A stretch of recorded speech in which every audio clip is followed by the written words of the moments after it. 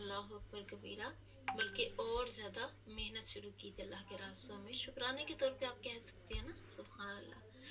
تو اللہ سبحانہ تعالیٰ ہمیں سیرت النبی صلی اللہ علیہ وآلہ وسلم سے بہترین عمل لینے کے اللہ میں توفیق دے انشاءاللہ. اعوذ باللہ من اور الشیطان الرجیم. جی سر جی آگے جی سر جی انشاءاللہ شروع کرتے ہیں. اعوذ باللہ من الشیطان الرجیم. بسم اللہ الرحمن الرحیم. السلام علیکم ورحمۃ اللہ وبرکاتہ. الحمد للہ بنعمتہ تتم الصالحات. اللہ تعالیٰ ہی کی توفیق سے کوئی بھی نیکی اپنے کام کو پہنچتی ہے. ہم دعا کرتے ہیں کہ اللہ تعالیٰ ہمیں ان ساری چیزوں میں خیر اور برکت سے فائدہ اٹھانے والا بنائے. رہی کو مختوم کنٹینیو کریں گے انشاءاللہ تعالیٰ. آج ہمارا ٹاپک ہے دعوت کے اثرات. پچھلے سیشن میں ہم نے دیکھا کہ کیسے اسلام کی دھاک دلوں پر بیٹھی کہ کہاں کسی ایک کے آنے کی خوشی تھی اور اب وفود کے وفود یعنی گروہوں کے گروہ دین میں آنے لگے، کچھ بائے حق بائے کچھ کرک. یہ سنت ہے اللہ کی. شروع کے لوگ جیسے ہوتے ہیں، مشکلات اور آزمائشوں کی چکی سے گزرے ہوئے، ان کا مقابلہ کبھی کوئی نہ کر سکا. کتاب کے اعتبار سے پیج نمبر ہے 611، دعوت کی کامیابی اور اثرات. اور یاد رکھیے کہ فتح کو سنبھال کے رکھنا یہ بڑا امتحان ہوتا ہے. بہت سارے لوگ ناکامیوں اور محرومیوں کے پرچوں میں پاس ہو جاتے ہیں، لیکن کامیابیاں ان کو راس نہیں آتی. تھوڑی سی کامیابی کیا ملی کہ اچھلنے لگ گئے، کپڑوں سے باہر آنے لگے. تو اللہ کے نبی صلی اللہ علیہ وسلم نے صحابہ کرام کی جو تربیت کی تھی، وہ کامیابیوں اور ناکامیوں سے اوپر اٹھ کر اللہ کے دین کے کام کرنے تھے. ان کو نتائج نظر آتے تھے کہ نہیں آتے تھے، وہ اپنے رستوں پہ چلتے جاتے تھے. اللہ تعالیٰ مجھے آپ کو بھی ایسے ہی لوگوں کے نقش قدم پہ رکھے. اگر دنیا میں کامیابی مل گئی تو ایک بونس ہوگا. ہم کامیابیوں کے لیے کام نہیں کر رہے، ہم تو راستے ہموار کرنے والوں میں سے ہیں کہ ہمارے بعد بھی جو لوگ ان راستوں پہ چلیں گے اللہ تعالیٰ ان کو جنتوں میں ویلکم کہے گا. تو آئیے دیکھتے ہیں کہ کیا اثرات تھے دعوت کی کامیابی کے. اب ہم نبی صلی اللہ علیہ وسلم کی حیات مبارکہ کے آخری ایام کے تذکرے تک پہنچ رہے ہیں. بڑا طویل سفر تھا، یہ بڑی کتاب ہے. کب کہاں شروع ہوئی، کیسے پوری ہوئی، پھر اللہ نے یہ پوری کروا دی تھی مجھ سے. یہ تو ابھی دوبارہ ہو رہی ہے. کبھی کبھی کچھ چیزیں دوبارہ اس لیے بھی آتی ہیں کہ ان کی کچھ ضرورت ہوتی ہے. شاید آپ میں سے کسی کی ہدایت مطلوب تھی جو اللہ نے ان آخری چیپٹرز کو مجھ سے دوبارہ پڑھوایا، ورنہ ہو سکتا ہے ہم بطور خاص یہ آخری حصہ نہ پڑھتے. شاید آپ میں سے بھی کسی کے لیے اب آگے اس میں کچھ نہ کچھ میسج ہوگا. یہ اللہ جانے اور آپ جانے. میں تو ہمیشہ ہی پڑھا کے خوش ہوتی ہوں، اور اگر کبھی کوئی ریکارڈنگز ادھر ادھر ہو بھی جائیں، سسٹمز ہیں، کمپیوٹرز ہیں، ظاہری بات ہے انسان چلے جاتے، یہ تو مشینیں ہیں. تو میں ان کو کہتی کوئی بات نہیں، میں بھی ہوں نا تو مجھ سے کرا لیں، میں نہیں ہوں گی تو کوئی اور کر دے گا، لیکن گھبرایا نہ کریں. تو یہ ہمارا آج کل جو سیشنز چل رہے ہیں یہ اسی کی ریکارڈنگ کے ہیں. سوچا اکیلے کرنے کی بجائے ساتھ کچھ لوگوں کو ڈال دیں، لیکن اس میں اتنی برکت اللہ دے گا یہ کبھی سوچا بھی نہیں تھا. جو لوگ یہ حصہ سن رہے ہیں انشاءاللہ ہم اس کتاب کو شروع سے بھی شروع کریں گے یوٹیوب پہ اور اسی طرح سے فیس بک پہ، تاکہ جن ساتھیوں کو اس کا مزہ آنے لگا تو اب وہ شروع سے بھی اپنے اون پہ سیلف پیس بھی اس کو سنتے جائیں گے انشاءاللہ تعالی. اور اب آخری دن ہے آپ کی زندگی کے. کسی کو نہیں پتا تھا کہ اتنا کامیاب لیڈر جس کو رہبر کامل کہا اور کسی جگہ ان کو بہترین اسوہ حسنہ کہا، اب وہ بھی شمع بس ٹمٹمانے والی ہے. کیا پتہ چلا کہ کل من علیہا فان، بڑے سے بڑا لیڈر، کامیاب سے کامیاب لیڈر، محبت سے بھرے ہوئے ہمارے بڑے، یہ سب چلے جائیں گے ہمیں چھوڑ کے، اور ہم میں سے صرف وہی کھڑا رہے گا جو اپنے اون پہ اللہ پہ نظریں لگا کے کام کر رہا ہے. کسی کے ہونے یا نہ ہونے سے انسان کا جانا یا نہ جانا نہیں ہوتا، ایمان کے ہونے یا نہ ہونے سے ہوتا ہے. اور یہ نصیب کی باتیں بھی ہیں. اللہ سے دعا کیا کریں کہ اللہ اگر تو نے آج تک ہمیں کھڑا رکھا ہے تو مرتے دم تک کھڑا ہی رکھنا، کیونکہ اب ہمارے پاس اور کچھ بھی نہیں ہے کچھ نیا کرنے کو. ہم نے تو زندگیاں اس پہ کھپا دیں اور ہماری تو کوئی اور خوبی بھی نہیں ہے. تو کیا دیکھیں گے؟ یہ کہتے ہیں کہ آگے کچھ لکھنے سے پہلے مناسب معلوم ہوتا ہے کہ ذرا ٹھہر کر آپ کے اس جلیل الشان عمل پر ایک اجمالی سی مرادیں اچھٹتی، یعنی ایک طائرانہ نگاہ، ایک موٹی سی نظر ڈال لی جائے جو آپ کی زندگی کا خلاصہ ہے. اور جس کی بنا پر آپ کو تمام نبیوں اور پیغمبروں میں یہ امتیازی مقام حاصل ہوا ہے کہ اللہ تعالیٰ نے آپ کے سر پر اولین و آخرین کی سیادت کا تاج رکھ دیا۔ سیادت کہتے ہیں سرداری کو، یعنی اللہ کے نبی صلی اللہ علیہ وسلم دنیا کے بھی سردار ہیں اور آخرت کے بھی ہوں گے۔ آپ صلی اللہ علیہ وسلم سے کہا گیا کہ یا ایھا المزمل قم اللیل الا قلیلا، اے چادر پوش رات میں کھڑے ہوں مگر تھوڑا۔ اور پھر یا ایھا المدثر قم فانذر، اے کمبل پوش اٹھ اور لوگوں کو سنگین انجام سے ڈرا دے۔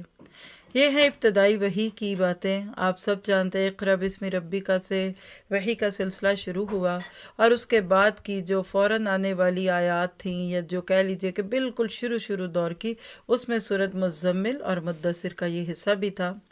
اور آپ کو جب اٹھنے کا حکم دیا پھر کیا تھا، آپ تو اٹھ کھڑے ہوئے اور اپنے کاندھے پر اس روئے زمین کی سب سے بڑی امانت کا بارے گراں اٹھائے مسلسل کھڑے رہے، یعنی ساری انسانیت کا بوجھ، سارے عقیدے کا بوجھ، اور مختلف میدانوں میں جنگ و جہاد اور تگ و تاز کا بوجھ۔ کتنی بڑی بات ہے۔ آپ دیکھیے کہ ایک دفعہ کا لفظ ہے قم، اور ایسے کھڑے ہوئے کہ 23 سال پھر کھڑے ہی رہے۔ پھر مکہ میں تھے تو کھڑے تھے، طائف میں گئے تو کھڑے تھے، مدینہ کیا، حبشہ کے ارد گرد کیا، آپ تبوک کے میدان تک کھڑے ہی رہے۔ کہیں تبلیغ کرنی پڑی تو وہ کی، اور کہیں تیر چلانے پڑے تو وہ چلائے، لیکن ایک بندہ جب کھڑا ہو جاتا ہے اللہ اس سے مختلف کام بھی لے لیتا ہے۔ آپ نے اس انسانی ضمیر کے میدان میں جنگ و جہاد اور تگ و تاز کا بوجھ اٹھایا، جو جاہلیت کے وہموں یعنی اوہام اور تصورات کے اندر غرق تھا۔ یعنی اس دور میں انسانیت بالکل ختم ہونے کے قریب تھی، وہم آ چکے تھے، تصورات تھے، اور جنگیں تھی اور جہاد تھے۔ آپ نے انسان کے ضمیر کو جگا دیا، آپ یہ کہہ لیجئے، جسے زمین اور اس کی گوناگوں کشش کے بار نے بوجھل کر رکھا تھا۔ یعنی دنیا کی طرف اتنی رغبت ہو گئی کہ ثاقلت من الارض والی کیفیت نظر آنے لگی، جو شہوات کی بیڑیوں اور پھندوں میں جکڑا ہوا تھا۔ یعنی انسان جب خواہش میں پڑ جاتا ہے نا، پھر وہ اپنا ہی غلام بن جاتا ہے، اس کو خود نہیں پتا ہوتا کہ میں کس لیے جی رہا ہوں، میں کس لیے کھا رہا ہوں، میں کس لیے کام کر رہا ہوں۔ وہ شہوات ہیں، حب الشہوات۔ قرآن سورۃ آل عمران کے آغاز میں کہہ دیتا ہے زُیِّنَ لِلنَّاسِ حُبُّ الشَّہَوَاتِ، لوگوں کے دلوں میں شہوات کی محبت مزین کر دی گئی۔ تو یہ جو خواہشات ہیں نا، یہ بندے کو جینے نہیں دیتی۔ ضروریات تو پہلے ہی تھوڑی سی ہیں، ہماری نیڈس پوری ہوتی ہیں تو ہم وانٹس پہ آنے لگتے ہیں، اور جب وانٹس پوری ہوتی ہیں تو پھر ہم اس سے بھی حلم مزید پہ پہنچنے لگتے ہیں۔ اور جب اس ضمیر کو اپنے بعض صحابہ کی صورت میں جاہلیت اور حیات عرضی کے تہ در تہ بوجھ سے آزاد کر لیا، تو ایک دوسرے میدان میں ایک دوسرا مارکا، بلکہ مارکوں پر مارکے شروع کر دیے۔ یعنی دعوت الہی کے وہ دشمن جو دعوت اور اس پر ایمان لانے والوں کے خلاف ٹوٹے پڑ رہے تھے، اور اس پاکیزہ پودے کو پنپنے، مٹی کے اندر جڑ پکڑنے، فضا میں شاخیں لہرانے اور پھلنے پھولنے سے پہلے اس کی نموگاہ ہی میں مار ڈالنا چاہتے تھے۔ یعنی دشمن چاہتے تھے کہ اسلام کا پودا یہیں ختم ہو جائے، جڑیں ہی نہ پکڑے تاکہ پھیلنا پھولنا تو بات کی بات ہے۔ ان دشمنان دعوت کے ساتھ آپ نے پیہم یعنی مسلسل مارکہ آرائیاں شروع کی، اور اب جزیرۃ العرب کے مارکوں سے فارغ نہ ہوئے تھے کہ روم نے اس نئی امت کو دبوچنے کے لیے اس کی سرحدوں پر تیاریاں شروع کر دیں۔ پھر ان تمام کارروائیوں کے دوران ابھی پہلا مارکہ یعنی اس ضمیر کا مارکہ ختم نہیں ہوا تھا، کیونکہ یہ دائمی مارکہ ہے۔ سمجھ رہے ہیں نا؟ یعنی پہلے اندر کی جنگیں جیتنی پڑتی ہیں، باہر کی بات میں ہوتی ہیں، باہر کی وہی جیت پاتے ہیں جو پہلے اندر کی جنگ میں جیت چکے ہوتے ہیں۔ اس میں شیطان سے مقابلہ ہے، اور وہ انسانی ضمیر کی گہرائیوں میں گھس کر اپنی سرگرمیاں جاری رکھتا ہے اور ایک لحظے کے لیے ڈھیلا نہیں پڑتا۔ محمد صلی اللہ علیہ وسلم دعوت اللہ کے کام میں جمے ہوئے تھے اور متفرق میدان کے پہم مارکوں میں مصروف تھے۔ دنیا آپ کے قدموں پر ڈھیر تھی، مگر آپ تنگی و ترشی سے گزر بسر کر رہے تھے۔ اہل ایمان آپ کے گردا گرد امن اور راحت کا سایہ پھیلا رہے تھے، مگر آپ جہد و مشقت اپنائے ہوئے رات میں قیام فرماتے تھے۔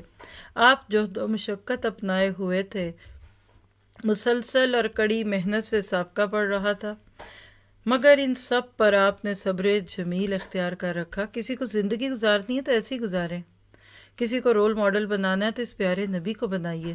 آج تو چیدہ چیدہ کوئی آپ کو مثالیں مل جائیں تو ہم انہی کو بہت ہی اچھا سمجھ جائیں. پوری امت کو یہ لائف سٹائل اللہ کے نبی دے کر گئے تھے کہ ایک مارکہ ختم تو دوسرا تیار.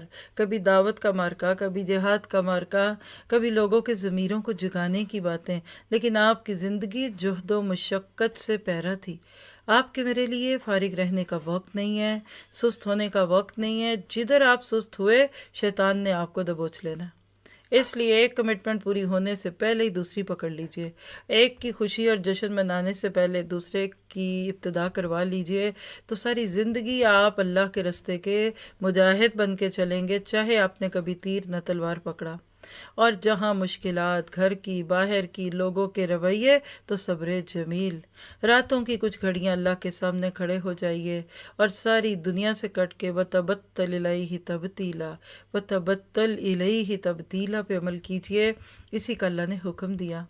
اسی طرح آپ نے مسلسل اور پہم یعنی کنٹینیوس مارکہ آرائی میں 20 برس سے اوپر گزار دیے، اور اس دوران آپ کو ایک معاملہ دوسرے معاملے سے غافل نہ کر سکا. اس کو ہائی لائٹ کیجئے.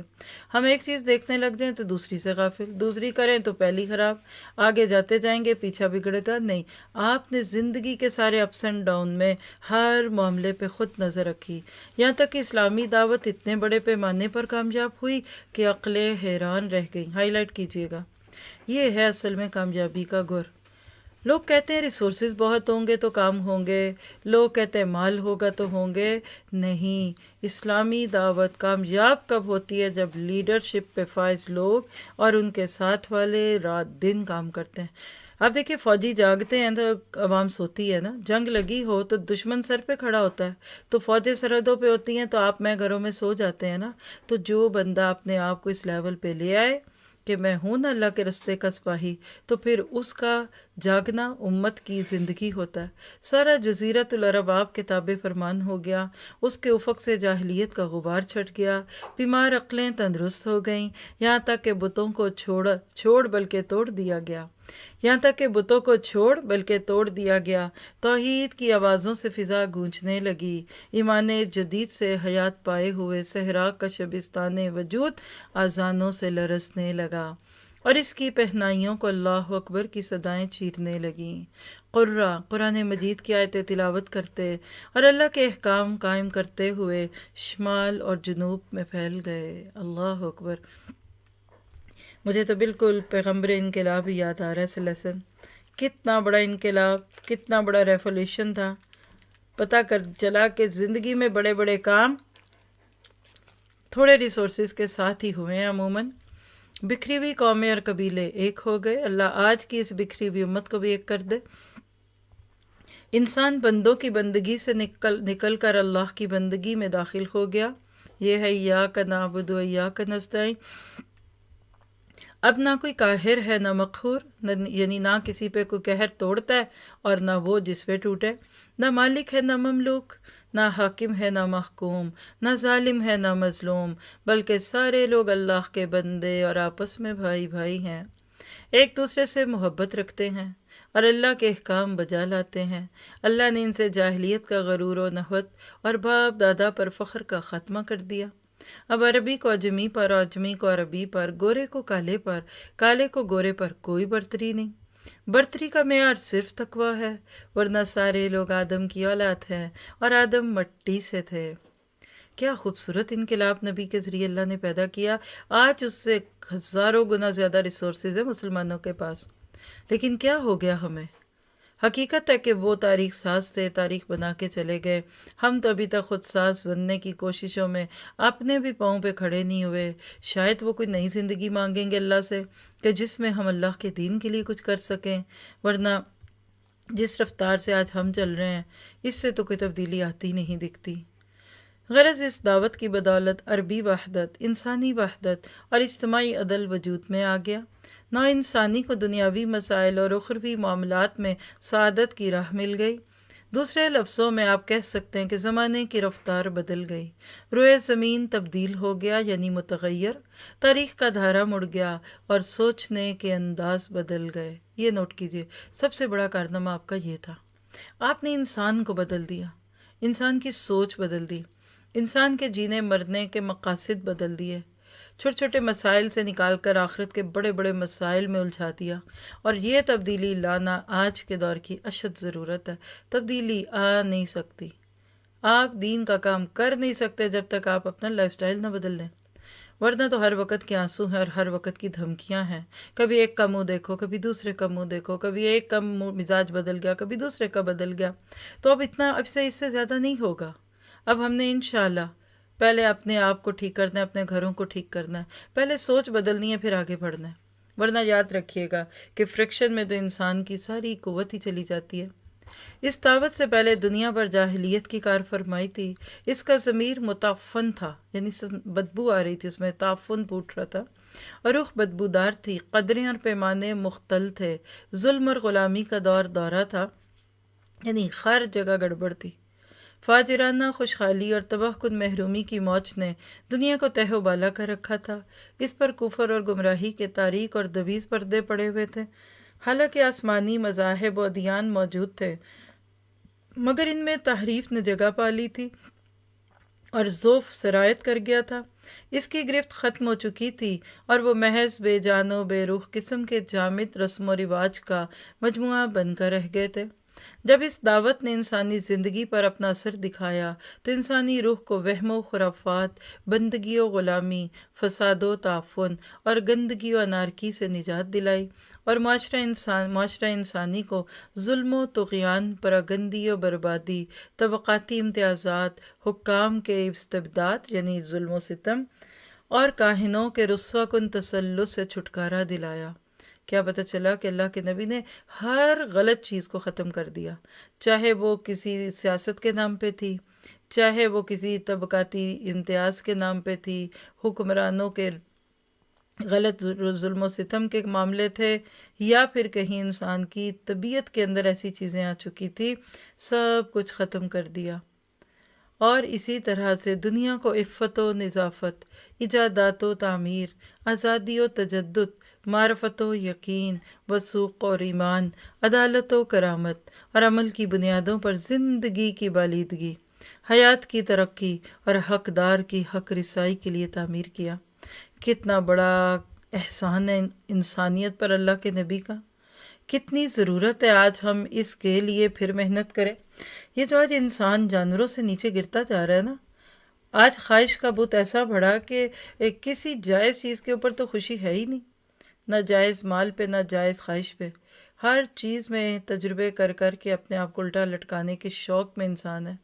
آج بھی الحمدللہ اسلام اگر دل میں ہے تو اطمینان ہے، آج بھی اگر تھوڑی بہت خوشی دل و دماغوں میں ہے تو وہ لفظ مسلم پہ ہے۔ پوری دنیا آپ دیکھیے کس گھبراہٹ کا شکار ہے، اور واقعی بات ہے کہ قیامت کے قریب جب قبرستان کے پاس سے لوگ گزریں گے تو کہیں گے کاش تمہاری طرح میں زمین کی پیٹھ پر نہیں اس کے پیٹ میں ہوتا۔ آنے والا دور ایسا ہی دور بن کے نظر آ رہا ہے۔ ضرورت اس بات کی ہے کہ ہم اس کے لیے ابھی سے اپنی نسلوں کو تیار کریں، اور نسلیں تیار نہیں ہوں گی جب تک ہمارا لائف سٹائل نہیں بدلے گا۔ ہمیں مسلمان بن کے جینا ہے، ادروائز اس جینے سے تو پھر جانا ہی بہتر ہے۔ ہم بھی پسیں گے، یاد رکھیے، اگر ہم نے اس اسلام کو نہ لیا، اپنے پیارے نبی کی زندگی کو اپنے لیے نہ نشانی بنایا۔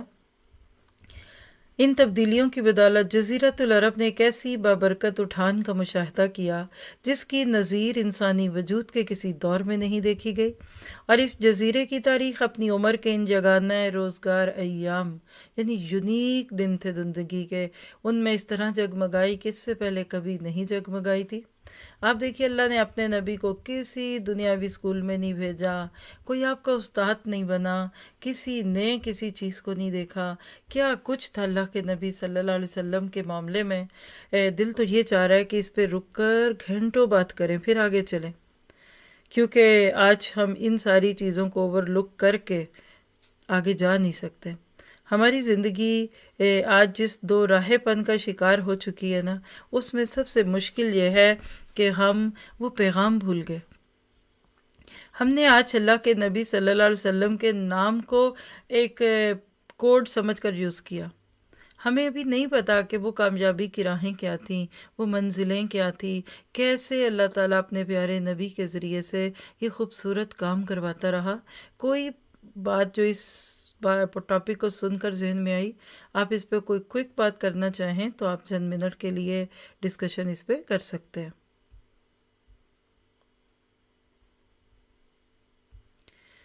क्योंकि आप देखिए ऐसी बातें जो होती है ना, इनको बस ऐसे ही गुजर जाने से ना खतरा ये होता है कि दिल और सख्त हो जाता है, एक और इजाफा हो जाएगा। जी बात कीजिए। साजी जज़ाकल्लाह खैर। जी मैं कुछ कहना चाह रही हूँ साजी। जी बिल्कुल, देखें साजी, मैं भी यही सोच रही थी कि कितना खूबसूरत इनकलाब नबी सल्लल्लाहु अलैहि वसल्लम के ज़रिए हमें देखने को मिला कि देखें कि वाकई हम खुद साज है ना, हम सिर्फ अपने आप बना रहे हैं। आज के मुसलमान की दौड़ देखें, आज का लाइफस्टाइल हम लोगों के देखें, हमारी सोचें देखें, दुनिया के लिए ऐसे लपकते हैं, अल्लाह अकबर कबीरा, इतना लालच दुनिया का और इतनी लंबी लंबी उम्मीदें और सामान 100 बरस का, कल की खबर नहीं वाली बात है। और आप वसल्लम की जिंदगी देखें, इतनी मेहनत, और आके ये लोग तारीख बना के गए ना, तो हमारे लिए मुझे ये सोचती कि अमल की बात है कि पहले हम अपने आप को तो ठीक कर लें, हम खुद अपने आप को ठीक करें, हम अपने घरों के किबले दुरुस्त करें, हम अपने लाइफ स्टाइल्स को चेंज करें, हम अपनों में इस चीज़ को, तहरीक को बढ़ाएं, हम इस सोच को उजागर करें, सोचें बदलें, इससे अल्लाह से ताल्लुक कायम करें, अल्लाह से रातों की घड़ियों में मांगे। अल्लाह ताला ने आप सल्लम को कहा या अय्युल मुज़म्मिल या अय्युल मुद्दसिर, तो फिर इसी नाते से उम्मत को भी तो हुक्म दिया ना। तो अगर हम चाहते हैं कि हमारी वजह से हिदायत मिले, तो ये हमें ये कुर्बानियाँ देनी पड़ेंगी, हमें ये करना पड़ेगा सब कुछ। इसके लिए अल्लाह से ताल्लुक, हिकमत, बात कैसे करनी है, सब कुछ आप वसल्लम की ज़िंदगी से मिलता है। अल्लाह सुब्हानहू व तआला हमें बस बाकी इस इनकलाब में अल्लाह हमें खपाए। अब तो दिन रात ये दुआ है सर जी कि बस अल्लाह ताला हमें खपा दे, हम खप जाए क्या इस 5-6 फुट के बदन से, हम बस अल्लाह हमसे काम ले दीन का बेहतरीन तरीके से ले, लेकिन उसके लिए कुर्बानी देनी पड़ेगी, उसके लिए हमें अपने आप को बदलना पड़ेगा। हम खुद पे तो नाफिज कर लें दीन को, मैं अपने जिस्म पे तो कर लूँ, मैं अपने बच्चों पे तो कोशिश कर लूँ, मैं अपने घर में तो कर लूँ, तब इंशाल्लाह होगा ना सब कुछ। यानी इस्लाम का नजर आए हमारे बोलने से, हमारे चाल से, हमारी बात से हम नजर आए कि ये मुसलमान है, मुसलमान इस तरह होते हैं। तो एक दिल में अजीब सी मेरी कैफियत है इस टाइम। अल्लाह अकबर, अल्लाह सुब्हानहू व तआला बस हमें सुन के अमल की तौफीक दे, अगर अमल नहीं तो जी आमीन, ज़रूर जज़ाकल्लाह खैर। और कोई कुछ कहता नहीं तो इंशाल्लाह हम आगे चलते हैं, ताकि फिर एंड पे जो भी साथी लेना चाहें वो माइक ले सकते हैं। अगला टॉपिक बहुत ही अहम है, इसीलिए मैंने आपको बीच में एक छोटा सा ब्रेक दे दिया कि आप लोग ज़रा सा सोचे तो सही कि पढ़ना पढ़ना ही तो नहीं है, और हम जितना पढ़ते जाएंगे अगर उसको जज्ब नहीं कर रहे, उसको हम अपने अंदर नहीं उतार रहे, तो वो कोई बहुत ज़्यादा बड़ी तब्दीली नहीं होगी, सिवाय इसके कि हमारे अंदर एक और ख्वाहिश और एक और तमन्ना जो थी कि चले हम भी सीरत की कोई बुक सुने, हम सीरत को पढ़ें, वो पूरी हो गई अल्हम्दुलिल्लाह। ये भी बहुत ही बड़ी बात है, लेकिन यह है कि आगे हम अब इंशाल्लाह आपका बहुत ही अहम टॉपिक देखेंगे। जी अगला टॉपिक बहुत ही खूबसूरत हज्जतुल विदा, पेज 614 है। दावत व तबलीग का काम पूरा हो गया और अल्लाह की अलूहियत के असबात यानी उसको साबित करवाना और इसके माँ सिवा की अलूहियत की नफ़ी और मोहम्मद रसूलुल्लाह सल्लल्लाहु अलैहि वसल्लम की रिसालत की बुनियाद पर एक नए मुआशरे की तामीर व तश्कील अमल में आ गई। अब गोया गैबी हातिफ आपके क़ल्ब व शऊर को ये एहसास दिला रहा था कि दुनिया में आपके क़याम का ज़माना इख्तिताम के करीब है। ये क्या होता है गैबी हातिफ? आप देखिए कि किसी भी जगह आप जाते हैं ना, जब तक काम नहीं होता आप रुके रहते हैं, जब काम हो जाता है या आपको लगता है अब नहीं होना तो आप वापस आ जाते हैं। फितरत का असूल है। अल्लाह ने हमें 60-70 साल की ये जो ज़िंदगी दी है ना एक एवरेज के तौर पे, इसमें अब मैंने आपने क्या कर लिया है ये तो अब हम ही जाने। अल्लाह के नबी को अल्लाह ताला ने जो उम्र मुबारक अता की थी, इसमें इतने बड़े बड़े काम हो चुके कि अब इसके बाद बस अब यही था कि नबी सल्लल्लाहु अलैहि वसल्लम की वापसी के पैगामात हैं। काम हो जाए तो फिर दिल भी नहीं लगता। अल्लाह के नबी सल्लल्लाहु अलैहि वसल्लम ने अपने आप से बेहतरीन फ़ायदा लिया। चुनांचे आपने हज़रत माज़ बिन जबल रज़ी अल्लाह अन्हु को 10 हिजरी में यमन का गवर्नर बनाकर रवाना फरमाया, तो रुखसत करते हुए और दूसरी बातों के साथ ही साथ ये फरमाया, ए मास, गालिबन तुम मुझसे मेरे इस साल के बाद ना मिल सकोगे, बल्कि गालिबन मेरी इस मस्जिद और मेरी कब्र के पास से गुजरोगे। اور حضرت معاذ رضی اللہ عنہ یہ سن کر رسول اللہ صلی اللہ علیہ وسلم کی جدائی کے غم سے رونے لگے۔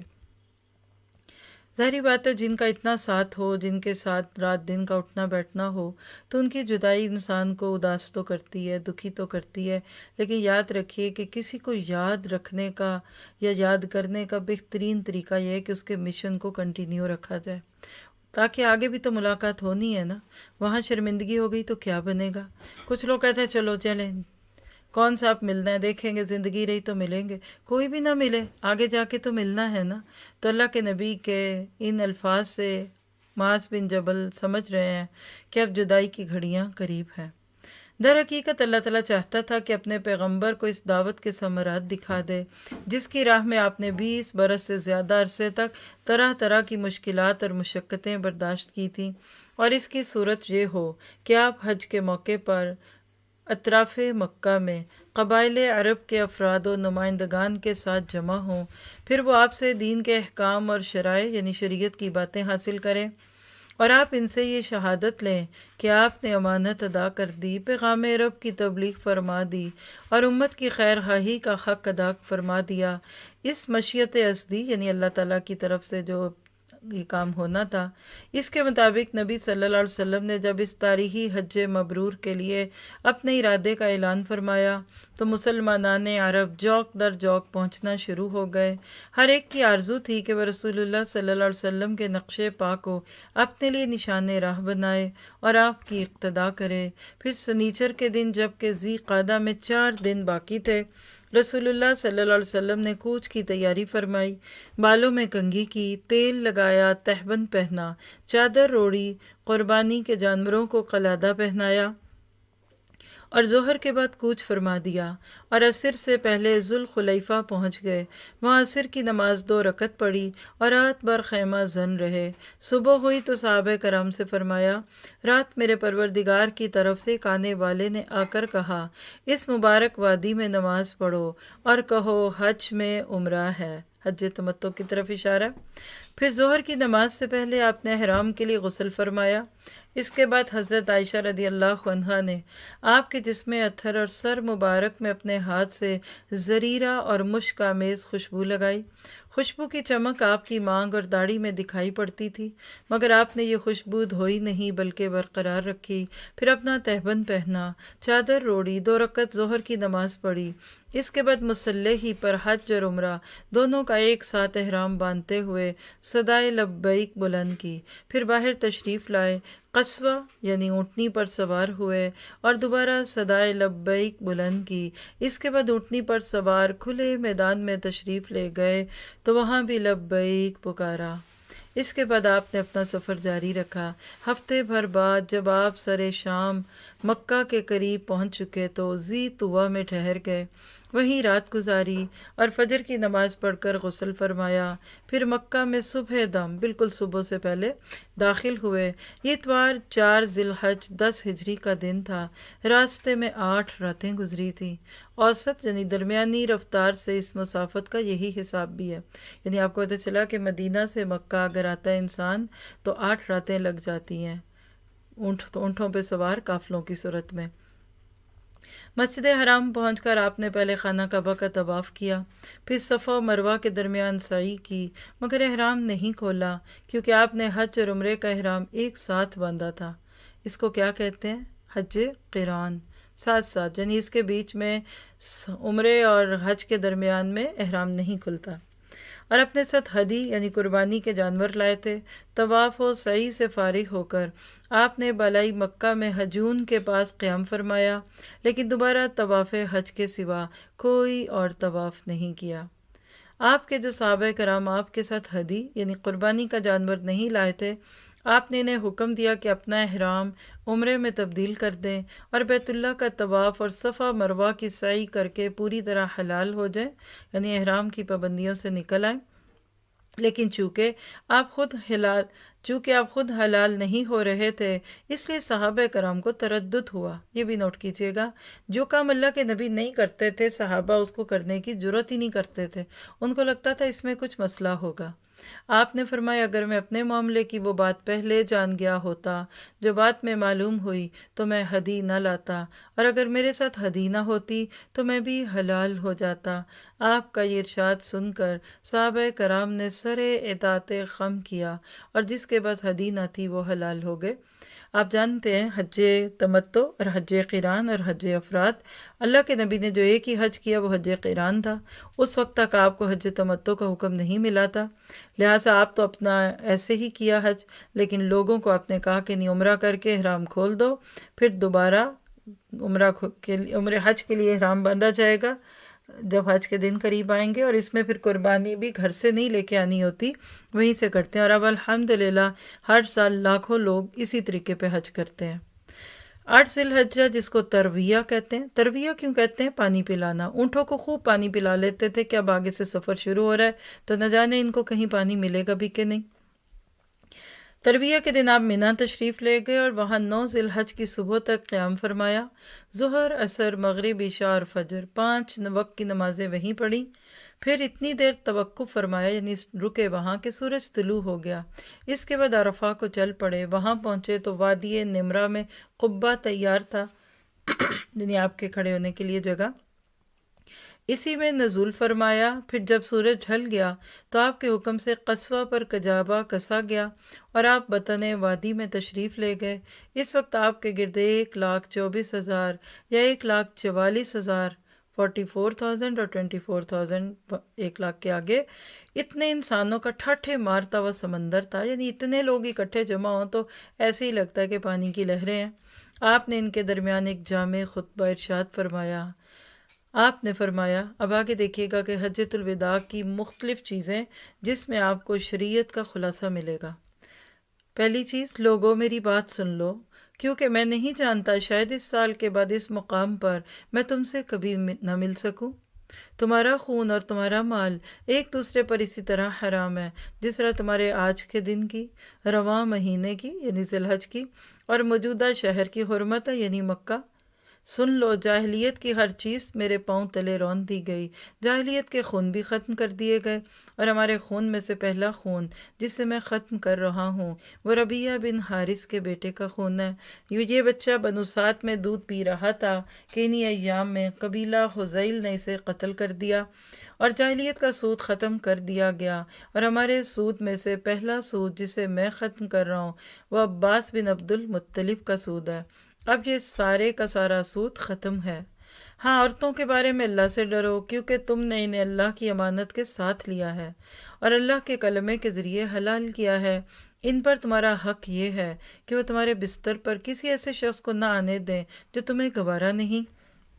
اگر وہ ایسا کریں تو تم انہیں مار سکتے ہو، لیکن سخت مار نہ مارنا، اور تم پر ان کا یہ حق ہے کہ تم انہیں معروف کے ساتھ کھلاؤ اور پہناؤ۔ اور میں تم میں ایسی چیز چھوڑے جا رہا ہوں کہ اگر تم نے اسے مضبوطی سے پکڑے رکھا تو اس کے بعد ہرگز ہرگز گمراہ نہ ہوگے، اور وہ ہے اللہ کی کتاب۔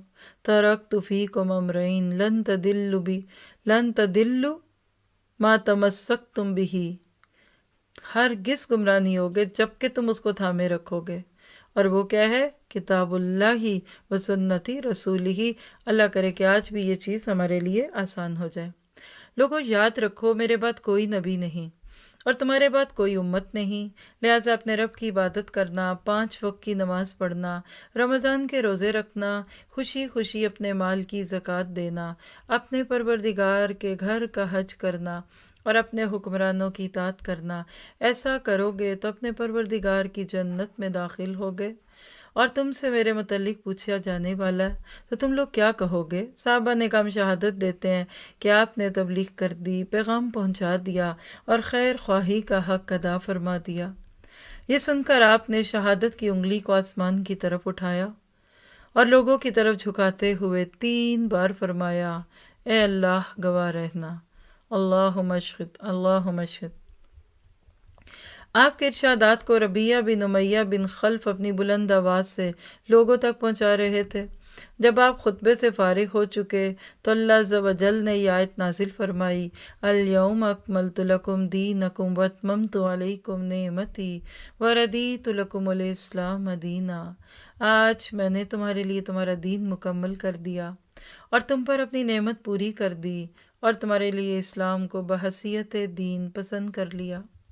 حضرت عمر رضی اللہ عنہ نے یہ آیت سنی تو رونے لگے۔ دریافت کیا گیا کہ آپ کیوں رو رہے ہیں؟ فرمایا اس لیے کہ کمال کے بعد زوال ہی تو ہے، یعنی آج قرآن پورا ہوا، اللہ کی شریعت پوری ہوئی، اب آگے کہیں لوگ اس کو بگاڑ ہی نہ دیں۔ خطبے کے بعد حضرت بلال رضی اللہ عنہ نے اذان اور پھر اقامت کہی۔ رسول اللہ صلی اللہ علیہ وسلم نے ظہر کی نماز پڑھائی۔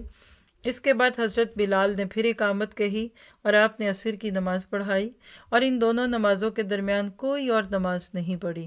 اس کے بعد سوار ہو کر آپ جائے وقوف پر تشریف لے گئے، یعنی جہاں کھڑے ہونے کا حکم تھا۔ اپنی اونٹنی قصوہ کا شکم یعنی پیٹ چٹانوں کی طرف کیا، اور جبل مشات یعنی پیدل چلنے والوں کی راہ میں واقع رتیلے تودے تھے، یعنی جیسے چھوٹے چھوٹے ریت کے پہاڑ بنے ہوتے ہیں نا، چھوٹی چھوٹی جگہ کہ جہاں سے لوگ پیدل گزرتے تھے، تو آپ یعنی صحابہ نے اب دیکھیے کہ نبی صلی اللہ علیہ وسلم کا رخ بھی اس وقت جو تھا اس کو بھی نوٹ کیا، یعنی جبل مشات پیدل چلنے والوں کی راہ میں واقع رتیلے تودے کو سامنے کیا اور قبلہ رخ مسلسل اسی حالت میں وقوف فرمایا، یعنی کھڑے رہے یہاں تک کہ سورج غروب ہونے لگا، تھوڑی زردی ختم ہوئی، پھر سورج کی ٹکیا غائب ہو گئی۔ اس کے بعد آپ نے حضرت اسامہ کو پیچھے بٹھایا اور وہاں سے روانہ ہو کر مزدلفہ تشریف لائے۔ مزدلفہ میں مغرب اور عشاء کی نمازیں ایک اذان اور 2 اقامت سے پڑھی، درمیان میں کوئی نفل نہیں پڑھی۔ اس کے بعد آپ لیٹ گئے اور طلوع فجر تک لیٹے رہے۔ البتہ صبح نمودار ہوتے ہی اذان اور اقامت کے ساتھ فجر کی نماز پڑھی۔ اس کے بعد قصوہ پر سوار ہو کر مشعر حرام تشریف لائے اور قبلہ رو ہو کر اللہ سے دعا کی اور اس کی تکبیر و تحلیل اور توحید کے کلمات کہے، یہاں اتنی دیر تک ٹھہرے رہے کہ خوب اجالا ہو گیا۔ اس کے بعد سورج طلوع ہونے سے پہلے پہلے منا کے لیے روانہ ہو گئے اور اب کی بار حضرت فضل بن عباس کو اپنے پیچھے سوار کیا۔ بطن محصر یعنی محصر، بعض لوگ اس کو مخصر کہتے ہیں نا، تو صحیح پرونانسیشن دیکھ لیجئے، محصر، یہ وہ وادی ہے جہاں ابابیلوں کے ذریعے سے پتھر پھینکوائے گئے تھے۔ تو بطن محصر میں پہنچے تو سواری کو ذرا تیزی سے دوڑایا، پھر جو درمیانی راستہ جمرہ کبریٰ پر نکلتا تھا اس سے چل کر جمرہ کبریٰ پر پہنچے۔ اس زمانے میں وہاں ایک درخت بھی تھا اور جمرہ کبریٰ اس درخت کی نسبت سے بہت معروف تھا۔ اس کے علاوہ جمرہ کبریٰ کو جمرہ عقبہ اور جمرہ اولیٰ بھی کہتے ہیں۔ پھر آپ نے جمرہ کبریٰ کو 7 کنکریاں ماریں، ہر کنکری کے ساتھ تکبیر کہتے جاتے تھے۔ کنکریاں چھوٹی چھوٹی تھی جنہیں چٹکی میں لے کر چلایا جا سکتا تھا۔ آپ نے یہ کنکریاں بطن وادی میں کھڑے ہو کر ماری تھیں۔ اس کے بعد آپ قربان گاہ تشریف لے گئے اور اپنے دست مبارک سے 63 یعنی 63 اونٹ ذبح کیے۔ سبحان اللہ، کتنی طاقت تھی اللہ کے نبی میں۔ اور عمر مبارک بھی دیکھیے کتنی ہو چکی، لیکن اس کے باوجود اللہ نے آپ کو جسمانی طاقت دی بھی ہے۔ پھر حضرت علی رضی اللہ عنہ کو سونپ دیا اور انہوں نے بقیہ 37 یعنی 37 اونٹ ذبح کیے۔ ٹوٹل کتنے ہو گئے؟ 100 اونٹ۔ اس طرح 100 اونٹوں کی تعداد پوری ہو گئی۔ آپ نے حضرت علی کو بھی اپنی ہدی میں شریک فرما لیا تھا۔ اس کے بعد آپ کے حکم سے ہر اونٹ کا ایک ایک ٹکڑا کاٹ کر ہانڈی میں ڈالا اور پکایا گیا۔ پھر آپ نے اور حضرت علی نے اس گوشت میں سے کچھ تناول فرمایا اور اس کا شوربہ پیا، گویا کہ یہ دکھایا کہ قربانی کے گوشت میں سے خود بھی کھایا جا سکتا ہے، اور ہر ایک میں سے لینے کا بھی یہی مطلب تھا۔ اس کے بعد نبی صلی اللہ علیہ وسلم سوار ہو کر مکہ تشریف لے گئے، بیت اللہ کا طواف فرمایا۔ اسے طواف افاضہ کہتے ہیں۔ افاضہ کس کو کہتے ہیں؟ افاظ یفیظ فیضاً، ہاں افاظتن پڑھ چکے ہیں قرآن میں۔ پھر نہ پلٹ کر آنا، یعنی اب واپس آئے ہیں نا عمرہ حج کر کے، تو ادھر سے آنے کے بعد کا طواف۔ اور مکہ ہی میں ظہر کی نماز ادا فرمائی، پھر چاہے زمزم یعنی زمزم کے کنویں پر بنو عبد المطلب کے پاس تشریف لے گئے۔ وہ حجاج کرام کو زمزم کا پانی پلا رہے تھے۔ آپ نے فرمایا بنو عبد المطلب تم لوگ پانی کھینچو۔ اگر یہ اندیشہ نہ ہوتا کہ پانی پلانے کے اس کام میں لوگ تمہیں مغلوب کر دیں گے تو میں بھی تم لوگوں کے ساتھ کھینچتا۔ یعنی اگر صحابہ کرام رسول اللہ صلی اللہ علیہ وسلم کو خود پانی کھینچتے ہوئے دیکھتے تو ہر صحابی خود پانی کھینچنے کی کوشش کرتا، اور اس طرح حجاج کو زمزم پلانے کا جو شرف بنو عبد المطلب کو حاصل تھا، اس کا نظم ان کے قابو میں نہ رہ جاتا۔ چنانچہ بنو عبد المطلب نے آپ کو ایک ڈول پانی دیا اور آپ نے اس میں سے حسب خواہش پیا۔ یہاں بھی نوٹ کیا آپ نے، کام کرنے سے پہلے سوچتے تھے آپ، یعنی اگر اللہ کے نبی کرتے اور ہر صحابی اس محبت میں کرنے لگتا تو ڈسپلن ٹوٹ جاتا۔ تو کس کی ذمہ داری ہے، کس کی نہیں ہے، کس نے پہلے کرنا بعد میں کرنا، یہ سب پہلے سے نوٹ ہونا چاہیے تاکہ کسی قسم کی بھگدڑ نہ مچے۔ خیر پورا دن ہوا، آج یوم النحر تھا یعنی 10 ذی الحج۔ اللہ کے نبی نے آج بھی دن چڑھے یعنی چاشت کے وقت ایک خطبہ ارشاد فرمایا تھا۔ خطبے کے وقت آپ خچر پر سوار تھے اور حضرت علی آپ کے ارشادات صحابہ کو سنا رہے تھے۔ صحابہ کرام کچھ بیٹھے اور کچھ کھڑے تھے۔ آپ نے آج کے خطبے میں بھی کل کی کئی باتیں دہرائیں۔ صحیح بخاری اور مسلم میں حضرت ابو بکرہ رضی اللہ عنہ کا یہ بیان مروی ہے کہ نبی صلی اللہ علیہ وسلم نے ہمیں یوم النحر یعنی 10 ذی الحج کو خطبہ دیا۔ آپ اکثر حجۃ الوداع کے نام پر جو خطبے کی مختلف کیفیات دیکھتے ہیں نا، تو آج آپ کو سمجھ آ جائے گا کہ وہ مختلف جگہ پہ دیا تھا۔ ایک تو وہی تھا جو مین 9 ذی الحج کو دیا تھا آپ نے عرفات کے میدان میں، لیکن پھر یہ اب اگلے دن کو بھی دیا۔ تو کبھی اگر الفاظ کا فرق دکھے تو گھبرانا نہیں چاہیے۔ اس دن آپ نے کیا فرمایا؟ زمانہ گھوم پھر کر اپنی اسی دن کی حیت پر پہنچ گیا ہے جس دن اللہ نے آسمان و زمین کو پیدا کیا تھا۔ سال 12 مہینے کا ہے، جن میں سے 4 مہینے حرام کے ہیں، 3 پے در پہ یعنی ذی قعدہ، ذی الحجہ اور محرم، اور ایک رجب مدر جو جمادی الاخرہ اور شعبان کے درمیان ہے۔ مراد کیسے جانتے ہیں نا؟ یعنی جو نسی کی رسم انہوں نے اپنائی بھی تھی تو اس کی وجہ سے حج کا موسم بدل چکا تھا۔ ہر سال جو حج ہوتا تھا وہ اصل تاریخوں پہ نہیں ہوتا تھا۔ جس سال نبی صلی اللہ علیہ وسلم نے حج فرمایا اس سال واقعی مہینہ واپس اسی ذی الحج کی تاریخ پہ آ چکا تھا۔ گویا کہ چاند کے ہیر پھیر میں لوگوں نے جو کچھ کی ہوئی تھی چیزیں، اللہ نے اپنے نبی سے ایک ہی حج کروایا اور وہ بالکل صحیح پہ کیا۔ اب دیکھیے کہتے ہیں نا، خراب گھڑی بھی ہو اگر رکی بھی ہے سیلس نہیں تو 24 گھنٹوں میں ایک بار وہ بھی صحیح ٹائم دکھاتی ہے۔ تو یہاں یہ مراد ہے کہ اس دن بالاتفاق ہی یا اللہ کی مشیت کے مطابق چاند اسی ڈیٹ پہ تھا جس پہ حج ہوتا ہے۔ آپ نے یہ بھی فرمایا کہ یہ کون سا مہینہ ہے؟ ہم نے کہا اللہ اور اس کے رسول بہتر جانتے ہیں۔ کیا صحابہ کو نہیں پتا تھا کہ یہ ذی الحج ہے؟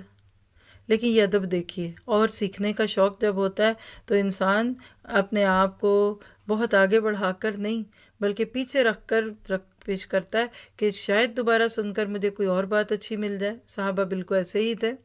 خیر آپ خاموش رہے یہاں تک کہ ہم نے سمجھا کہ آپ اس کا کوئی اور نام رکھیں گے، لیکن پھر آپ نے فرمایا کیا یہ ذی الحج نہیں ہے؟ ہم نے کہا کیوں نہیں؟ آپ نے فرمایا یہ کون سا شہر ہے؟ ہم نے کہا اللہ اور اس کے رسول بہتر جانتے ہیں۔ اس پر آپ خاموش رہے یہاں تک کہ ہم نے سمجھا آپ اس کا کوئی اور نام رکھیں گے، مگر آپ نے فرمایا کیا یہ بلدہ یعنی مکہ نہیں ہے؟ ہم نے کہا کیوں نہیں؟ آپ نے فرمایا اچھا تو یہ دن کون سا ہے؟ ہم نے کہا اللہ اور اس کے رسول بہتر جانتے ہیں۔ اس پر آپ خاموش رہے یہاں تک کہ ہم نے سمجھا کہ آپ اس کا کوئی اور نام رکھیں گے، مگر آپ نے فرمایا کیا یہ یوم النحر یعنی قربانی کا دن یعنی 10 ذی الحج نہیں ہے؟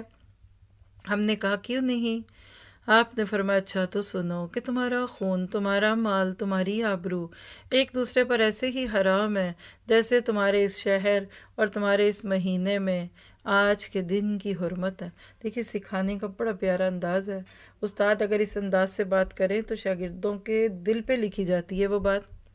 پھر آپ نے فرمایا تم لوگ بہت جلد اپنے پروردگار سے ملو گے اور وہ تم سے تمہارے اعمال کے متعلق پوچھے گا، لہٰذا دیکھو میرے بعد پلٹ کر گمراہ نہ ہو جانا کہ آپس میں ایک دوسرے کی گردنیں مارنے لگو۔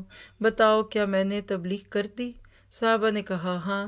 آپ نے فرمایا اللہ گواہ ہے، جو شخص موجود ہے وہ غیر موجود تک میری باتیں پہنچا دے، کیونکہ بعض وہ افراد جن تک یہ باتیں پہنچائی جائیں گی وہ بعض موجودہ سننے والوں سے کہیں زیادہ ان باتوں کے در و بست کو سمجھ سکیں گے، یعنی اس کی باریکیوں کو، اس کی حکمتوں کو سمجھیں گے۔ اس سے پتہ چلتا ہے کہ کبھی کبھی انسان کی زندگی میں اس سے لوگ اتنا فائدہ نہیں اٹھاتے، یا اس کے پاس موجود لوگ اس سے اتنا فائدہ نہیں اٹھاتے جتنا فائدہ دوسرے اٹھا جاتے ہیں۔ یہ نصیب کی بات ہے۔ آج امت مسلمہ جو براہ راست نبی صلی اللہ علیہ وسلم کی امت ہے، آپ دیکھیے کہ آج وہ کہاں گئے، اور اس کے بعد دوسرے لوگ جو ریورٹس کی صورت میں کنورٹ ہو کر اسلام پہ آئے، وہ آج کتنی خدمت کر گئے دین کی۔ کیا آج ایسا نہیں ہے کہ ہم بون مسلم نبی کے اس دین سے فارغ ہو چکے؟ ہمیں تو بس چھوڑی سی اپنی ہی باتیں یاد رہ جائیں تو بڑی بات ہے۔ انہوں نے تو دین کو سامنے رکھ کر کیسے پیش کیا۔ آج ہم شرمندہ نہیں ہوتے جب کوئی غیر مسلم قبول کر کے کلمہ اور اسلام قبول کر کے کلمہ پڑھ کے پھر علم لے کر ہمیں سکھاتا ہے؟ آپ انگلش سپیکرز کے نام لکھیے، آپ کو مور دین 60 to 70% ریورٹس دکھیں گے، کیونکہ وہ جہالت میں کچھ وقت گزار چکے ہوتے ہیں۔ ہم منہ میں سونے کا چمچہ لے کے پیدا ہوئے، ہمیں پتہ ہی نہیں ہمارے نبی نے یہ دین ہمیں دیا کیسے۔ جتنی قربانیوں سے اللہ اور اللہ کے رسول اور صحابہ نے یہ دین ہم تک پہنچایا، اور ہم چھوٹی سی بات پہ کہتے ہیں کیا حرج ہے، کیا فرق پڑتا ہے، دیکھ لیں گے جو ہوگا۔ یعنی آج ہم نے اپنے پیارے نبی کی محنتوں پہ پانی پھیر دیا، چھوٹی چھوٹی باتوں پہ۔ دین تو ہم نے اپنی مرضی کا کیا ہی کیا، جینا کیا کر دیا۔ آج کوئی ہمیں دیکھے اور اس قرآن کو پڑھے تو کہے گا وہ قرآن دو جس پہ تم مسلمان عمل کرتے ہو، اور اگر تم نے بننا ہے تو اپنے نبی جیسے بنو۔ یہ چند باتیں اپنے نبی کی لے کے باقی دوسروں کی لے کر کیا کرو گے؟ آپ دیکھ رہے ہیں کہ مختصر سا خطبہ ہے، لیکن اس میں اپنے ہر موضوع کو ٹچ کیا۔ اگلی بات میں آپ نے فکر آخرت دلائی، کہا کہ اور تم لوگ بہت جلد اپنے پروردگار سے ملو گے، وہ تم سے تمہارے اعمال کے متعلق پوچھے گا، لہٰذا دیکھو میرے بعد پلٹ کر گمراہ نہ ہو جانا۔ دیکھیے لیڈرز کو فکر ہوتی ہے، اللہ کے نبی جیسا بڑا محسن کون تھا انسانیت کا؟ آپ کو یہ پتہ تھا کہ شیطان رخنے ڈالے گا، اور اگر آپ کے جانے کے بعد لوگ واپس اسلام چھوڑ کر دوسری طرف چلے گئے تو آپ کو دنیا میں اس کا غم لگا ہوا دکھ رہا ہے اس جملے میں۔ کہا میرے بعد پلٹ کر گمراہ نہ ہو جانا کہ آپس میں ایک دوسرے کی گردنیں مارنے لگو، بتاؤ کیا میں نے تبلیغ کر دی؟ صحابہ نے کہا ہاں۔ آپ نے فرمایا اللہ گواہ ہے، جو شخص موجود ہے وہ غیر موجود تک میری باتیں پہنچا دے، کیونکہ بعض وہ افراد جن تک یہ باتیں پہنچائی جائیں گی وہ بعض موجودہ سننے والے سے کہیں زیادہ ان باتوں کے در و بست کو سمجھ سکیں گے۔ ذرا سا غور کیجیے اس پہ۔ ایک روایت میں کہ آپ نے اس خطبے میں یہ بھی ارشاد فرمایا، یاد رکھو کوئی بھی جرم کرنے والا اپنے سوا کسی اور پر جرم نہیں کرتا، یعنی اس جرم کی پاداش میں کوئی اور نہیں بلکہ خود مجرم ہی پکڑا جائے گا۔ یاد رکھو کوئی جرم کرنے والا اپنے بیٹے پر یا کوئی بیٹا اپنے باپ پر جرم نہیں کرتا، یعنی باپ کے جرم میں بیٹے کو یا بیٹے کے جرم میں باپ کو نہیں پکڑا جائے گا۔ جیسے ہمارے یہاں کہتے ہیں نا کرے کوئی اور بھرے کوئی، وہاں ایسا نہیں ہوگا۔ یاد رکھو شیطان مایوس ہو چکا ہے کہ اب تمہارے اس شہر میں کبھی بھی اس کی پوجا کی جائے، لیکن اپنے جن اعمال کو تم لوگ حقیر سمجھتے ہو ان میں اس کی اطاعت کی جائے گی اور وہ اسی سے راضی ہوگا۔ یعنی شرک تو نہیں ہوگا مکہ میں، لیکن اس کے ارد گرد اور بہت سارے جال پھیلا دیے جائیں گے۔ اس کے بعد آپ ایام تشریق یعنی 11، 12، 13 ذی الحج کو منا میں مقیم رہے۔ ایام تشریق کون سے ہیں؟ جس میں تکبیرات بھی پڑھی جاتی ہے اور قربانی بھی ان کے اندر کی جا سکتی ہے۔ اس دوران اب حج کے مناسک بھی ادا فرما رہے تھے اور لوگوں کو شریعت کے احکام بھی سکھا رہے تھے، اللہ کا ذکر بھی فرما رہے تھے، ملت ابراہیمی کے طریقے یعنی سنن ہدی بھی قائم کر رہے تھے، یعنی پورا حج کر کے دکھایا، ویژولائز حج تھا۔ صحابہ نے جنہوں نے آپ کے ساتھ کیا وہ ایسے ہی جیسے آج آپ ویڈیو میں کسی کو حج کرتا ہوا دیکھیں، اور ایسا کرنا دیکھنا زیادہ مؤثر ہوتا ہے صرف باتوں کے سننے سے، وہ کام کرنے سے۔ اسی طرح شرک کے آثار اور نشانات کا صفایا بھی فرما رہے تھے۔ آپ نے یوم تشریق میں بھی ایک دن خطبہ دیا، چنانچہ سنن ابی داؤد میں صحیح سند، حسن سند ہے کہ حضرت سرا بنت بنہان رضی اللہ عنہا نے فرمایا کہ اللہ کے رسول صلی اللہ علیہ وسلم فرماتی ہیں کہ اللہ کے نبی نے ہمیں رؤوس کے دن خطبہ دیا اور فرمایا کیا یوم تشریق کا درمیانی دن نہیں ہے؟ آپ کا آج کا خطبہ بھی کل یعنی یوم النحر کے خطبے جیسا تھا، اور یہ خطبہ سورۃ نصر کے نزول کے بعد دیا گیا تھا۔ یہ کون سے دن تھے؟ 12 ذی الحج کا دن ہے، عون المعبود کتاب ہے، آپ اس میں دیکھ سکتے ہیں۔ مراد کیا ہے کہ بیچ کا دن بالکل، یعنی یوم تشریق جو 3 الگ دن ہے نا، 11 12 13، تو یہ 12 کے دن کو رؤوس کہتے ہیں۔ رؤوس کا مطلب ہے سر، اوپر، یعنی 3 میں سے بیچ والا حصہ سب سے اوپر ہے، اس سے یہ مراد ہے۔ ایام تشریق کے خاتمے پر دوسرے یوم النفر یعنی 13، اب دیکھیے ہر دن کے اندر پھر نام ہے، یوم تشریق پھر اس کے بعد ہر دن کا الگ نام ہے، یہ مراد ہے۔ تو آپ کو یہ اسائنمنٹ میں سوال دیا جا سکتا ہے کہ یوم النفر کون سا دن ہوتا ہے، ٹھیک ہے۔ 13 ذی الحج کو نبی صلی اللہ علیہ وسلم نے مینا سے کوچ فرمایا اور وادی ابتخ کے خیف بنی کنانہ میں فروکش ہوئے، دن کا باقی ماندہ حصہ رات وہیں گزار دی، اور ظہر، عصر، مغرب اور عشاء کی نمازیں وہیں پڑھی۔ البتہ عشاء کے بعد تھوڑا سا سو کر اٹھے، پھر سوار ہو کر بیت اللہ تشریف لے گئے اور طواف وداع فرمایا، اور اب تمام مناسک حج سے فارغ ہو کر آپ نے سواری کا رخ مدینہ منورہ کی راہ پر ڈال دیا، اس لیے نہیں کہ وہاں پہنچ کر راحت فرمائیں، بلکہ اس لیے کہ اب پھر اللہ کی خاطر اللہ کی راہ میں ایک نئی جد و جہد کا آغاز فرمائیں۔ یہ ہوتی ہے بامقصد لوگوں کی زندگی۔ ایک کام پورا تو الحمدللہ، ہم کہتے ہیں مکہ فتح ہو گیا، اللہ کے نبی کے لیے اچھا سا گھر بنا دو اور آرام دہ جگہ دے دو اور مزہ کریں اور پینشن پہ زندگی گئی۔ ایک مومن کبھی پینشن پہ نہیں آتا، اس کی زندگی کا آخری دن بھی وہ دن ہوگا، اور ہونا چاہیے، یہی دعا مانگنی چاہیے کہ جس دن وہ اپنے رب سے ملاقات کرے تو اس دن بھی وہ on job who, on duty ہو۔ اللہ نے ایمان کی وجہ سے اتنی آپشنز رکھی ہیں کاموں کی کہ وہ کہتے ہیں نا کہ وقت فرصت کہاں، کام ابھی باقی ہے، دنیا میں نور توحید کا اتمام ابھی باقی ہے، ابھی تو کام بڑے ہیں۔ اور انشاءاللہ اگلی نشست میں ہم دیکھیں گے کہ پھر نبی صلی اللہ علیہ وسلم نے حجۃ الوداع کے بعد کیا کیا۔ دل میں تو ہر بات پڑھنے کے بعد لگ رہا ہے کہ بس اب فارغ ہو گئے، اب فارغ ہو گئے، اس کے بعد اب آپ کا کوئی کام نہیں ہے۔ نہیں، آپ دیکھیے کہ اسلام میں ایک تو ریٹائرمنٹ کا کوئی تذکرہ نہیں ہے۔ ابو بکر صدیق سے لے کر چاروں خلفاء کو دیکھ لیجئے، زندگی کے آخری دن تک اپنی جگہ پہ تھے۔ ہمارے ذرا کوئی بندہ کام کرنا سیکھتا ہے، اس کو ہٹا کر دوسرے کو لے آتے ہیں۔ آج کے جمہوری نظام میں یہی تو ہے۔ کیا ہوا؟ تجربات میں قوم کو ڈال دیا۔ تو بہرحال یہ ساری چیزیں پڑھ کر دل پہ یقیناً ایک بوجھ بھی آتا ہے، اور خوشی یہ ہوتی ہے کہ نبی صلی اللہ علیہ وسلم نے اتنی سی زندگی میں اتنا کچھ کر دیا۔ اپنے لیے دعا کیجئے کہ اللہ تعالیٰ آپ سے مجھ سے وہ کام لے لے کہ کل جب قیامت کے دن نبی صلی اللہ علیہ وسلم سے سامنا ہو تو شرمساری نہ ہو۔ علامہ اقبال کہا کرتے تھے کہ اللہ تو بے نیاز ہے، تجھے کیا لگے میرا حساب نہ لے، کیا فرق پڑے گا؟ ہاں اگر تو نے میرا حساب ضروری لینا ہے تو محمد رسول اللہ صلی اللہ علیہ وسلم سے چھپا کر لینا، مجھے ان کے سامنے شرمندہ نہ کرنا۔ یہ احساس ندامت ہے، آج امت کو یہ ندامت آنی چاہیے۔ بڑے بڑے دعوے کرنے، بڑے بڑے نعرے لگانے، بڑے بڑے جشن منانے اور ساری ساری رات بتیاں جلا کر باتیں کرنا آسان ہے، لیکن کل نبی کے سامنے کھڑے ہو کر یہ بتانا کہ میری زندگی کا مقصد کیا تھا اور میں نے کتنی سنتوں کو مانا اور کتنی کو پیچھے ڈال دیا۔ اللہ تعالیٰ ہمیں قیامت کے دن کی رسوائیوں سے بچائے۔ وقت پورا ہو گیا، انشاءاللہ تعالیٰ اگلا حصہ کل ہوگا اسی وقت پہ جس پہ آج ہوا۔ سبحانک اللہم و بحمدک اشہد ان لا الہ الا انت استغفرک و اتوب الیک۔ السلام علیکم ورحمۃ اللہ وبرکاتہ۔